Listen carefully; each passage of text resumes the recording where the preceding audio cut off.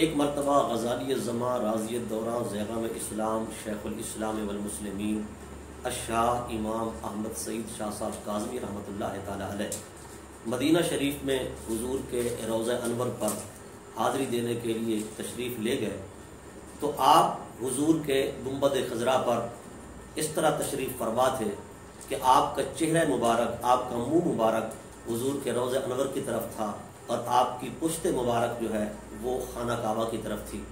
تو ایک سپاہی دوڑتا ہوا آپ کے پاس آیا اور اس نے کہا کہ آپ نے اپنا منہ حضور کے گنبد خضرا کی طرف کیا ہوا ہے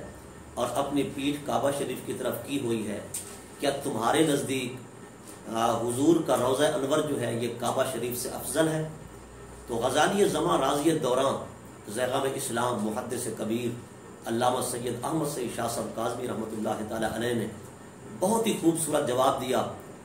جس کو سن کر عاشقوں کے سینے میں ٹھنڈ پڑ جاتی ہے۔ آپ نے فرمایا کہ تو کہتا ہے کہ روضہ انور کعبہ سے افضل ہے، میرے نزدیک حضور کا روضہ انور عرش اعظم سے بھی افضل ہے، عرش الہی سے بھی افضل ہے، میں تو اسے اللہ کے عرش سے بھی افضل مانتا ہوں۔ اسی لیے تو اعلیٰ حضرت نے کہا حاجیو آؤ شہنشاہ کا روضہ دیکھو، کعبہ تو دیکھ چکے اب کعبے کا کعبہ دیکھو۔